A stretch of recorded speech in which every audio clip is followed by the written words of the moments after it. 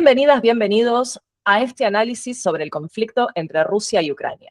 En febrero de 2022, el equilibrio de la seguridad internacional sufrió una fractura sísmica con el estallido del conflicto bélico en la región de Donbass. Sin embargo, para nosotros, como analistas, es imperativo comprender que la invasión militar de la Federación Rusa sobre territorio ucraniano no es solo un evento novedoso, aislado y mucho menos espontáneo.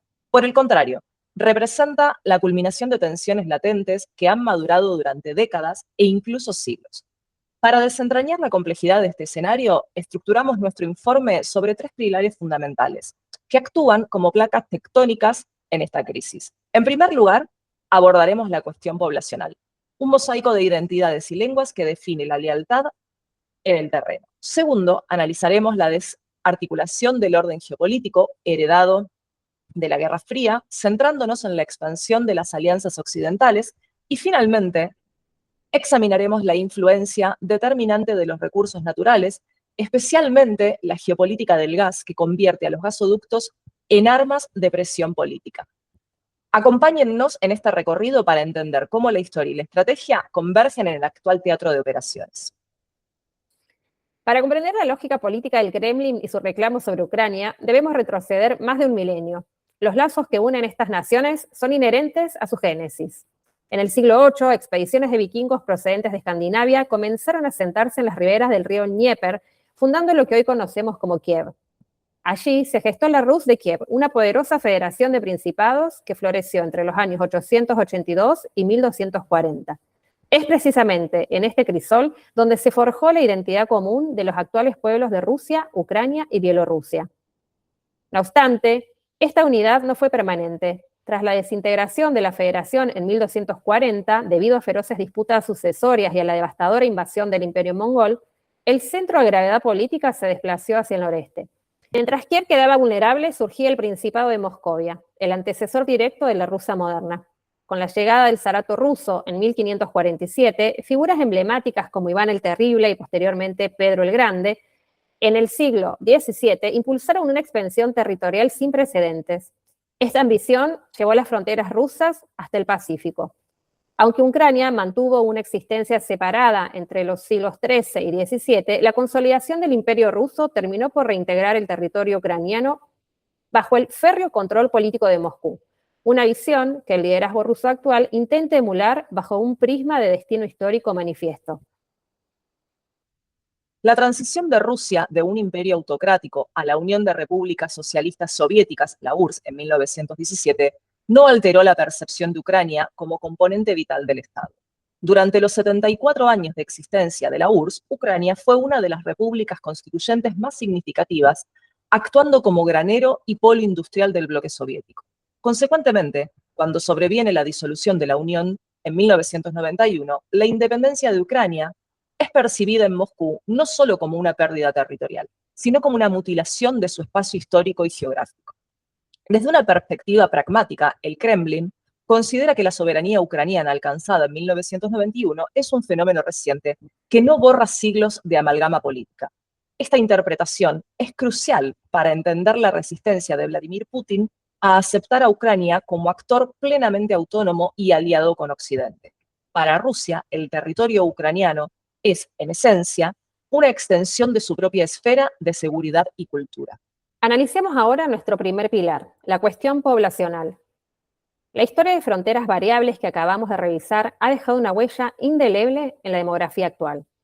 La mezcla de poblaciones a lo largo de los siglos ha creado regiones donde las fronteras políticas no coinciden con las fronteras culturales. Según los datos del censo de 2001, la composición étnica y lingüística de Ucrania es marcadamente heterogénea. En la península de Crimea, y de manera muy pronunciada en la región de Donbass, integrada por los departamentos de Donetsk y Lugansk, la mayoría de la población identifica el ruso como su lengua nativa o se autopercibe étnicamente rusa. Esta realidad demográfica genera una dicotomía interna persistente. Por un lado, tenemos sectores que defienden una unidad nacional ucraniana orientada hacia Europa. Por otro, grupos prorrusos que mantienen una vinculación umbilical con Moscú. Esta fragmentación no es meramente estadística, ha sido el catalizador de la inestabilidad interna que Rusia ha sabido instrumentar para justificar su intervención en defensa de los compatriotas en el extranjero. Esto nos conduce directamente al segundo pilar, la desarticulación del orden geopolítico. Desde la perspectiva del Kremlin, la seguridad nacional es un concepto especial. En los años 2008 y 2012, Ucrania manifestó formalmente su intención de integrarse a la OTAN y a la Unión Europea. Para Rusia, esta posibilidad representó la ruptura definitiva del status quo establecido tras la Segunda Guerra Mundial y el fin de la Guerra Fría. El sentimiento de cerco en Moscú no es infundado si observamos la cronología de expansión de la Alianza Atlántica. Rusia observa con creciente alarma como antiguos aliados y estados satelitales de la era soviética se han incorporado sistemáticamente al bloque occidental, acercando fuerzas militares a sus fronteras inmediatas. En 1999 incorporó la República Checa, Hungría y Polonia. En 2004, ingreso masivo de Bulgaria, Eslovenia, Eslovaquia, Estonia, Lituania, Letonia y Rumanía. En 2023, adhesión de Finlandia, país que comparte una extensa frontera directa con Rusia, intensificando la percepción de amenaza en el flanco norte. El año 2014 marcó el punto de no retorno, cuando el entonces presidente prorruso de Ucrania, Víctor Yanukovych, suspendió la firma de un acuerdo con la Unión Europea por presión directa de Putin. Estallaron así las protestas del Euromaidán. La caída de Yanukovych y la instauración de un gobierno nacionalista liderado por figuras como Poroshenko fueron interpretadas por Rusia como un golpe de Estado orquestado por Occidente. La respuesta de Moscú fue fulminante y asimétrica. En la península de Crimea, un levantamiento apoyado por fuerzas rusas desembocó en un referéndum donde la población votó por la anexión a Rusia. Aunque este movimiento fue denunciado como ilegal por la comunidad internacional, Rusia tomó el control de facto. La respuesta de Moscú fue fulminante y asimétrica. En la península de Crimea, un levantamiento apoyado por fuerzas rusas desembocó en un referéndum donde la población votó por la anexión a Rusia. Aunque este movimiento fue denunciado como ilegal por la comunidad internacional, Rusia tomó el control de facto. Simultáneamente, en el este, la conflictividad escaló con la proclamación de las repúblicas populares de Donetsk y Lugansk. Entre el 2014 y el 2022, la región se sumergió en una tensa calma de guerra de baja intensidad, donde las fuerzas independentistas, financiadas y armadas por el Kremlin, consolidaron posiciones estratégicas frente al ejército ucraniano. En febrero de 2022, la diplomacia dio paso a la ofensiva total. Bajo el argumento de mantenimiento de la paz y el reconocimiento formal de la independencia de Donetsk y Lugansk, Rusia lanzó su invasión a gran escala. El teatro de operaciones ha demostrado ser sumamente dinámico y volátil. Según los reportes más recientes del terreno, durante abril y mayo de 2024, las fuerzas rusas lograron profundizar su ofensiva, capturando nuevas posiciones y ejerciendo una presión asfixiante sobre las líneas de suministro ucraniano. Paradójicamente, la resiliencia ucraniana ha sorprendido a propios y extraños. En agosto de 2024, el escenario dio un giro inesperado cuando el ejército ucraniano ejecutó una incursión inédita en el suelo soberano ruso. Este movimiento no solo alteró la percepción de invulnerabilidad de Rusia, sino que demostró que el conflicto ha entrado en una fase de imprevisibilidad total. Lo que comenzó como una operación para debilitar la influencia occidental en sus fronteras se ha transformado en un desafío directo a la integridad territorial de la propia Federación Rusa. Finalmente, es imperativo analizar el tercer pilar, la geopolítica de los recursos. Rusia posee las reservas de gas natural más grandes del planeta y es el proveedor crítico para el continente europeo. En este esquema, Ucrania ha sido históricamente el país de tránsito indispensable, cobrando cánones millonarios por el paso de gasoductos como el Brotherhood o el Yamal Europe. No obstante, la construcción del Nord Stream 2 a través del Mar Báltico amenazaba con dejar a Rusia fuera de la ecuación, eliminando sus ingresos por tránsito y otorgando a Rusia una vía directa de suministro hacia Alemania. Esta disputa energética explica por qué este conflicto trasciende las fronteras de Europa del Este e involucra a potencias globales con intereses contrapuestos. Rusia utiliza el suministro de gas como una herramienta de presión política para disuadir la intervención europea a favor de Ucrania. Por su parte, Europa enfrenta un dilema existencial. Depende de la infraestructura del gas ruso por costos, pero busca debilitar a Moscú políticamente, sufriendo una crisis energética de gran magnitud. Estados Unidos busca sustituir la influencia rusa comercializando su propio gas licuado con Europa, lo cual, aunque es más costoso, fortalece el eje transatlántico y debilita el Kremlin. Al concluir este informe, la historia del conflicto sigue escribiéndose con resultados inciertos.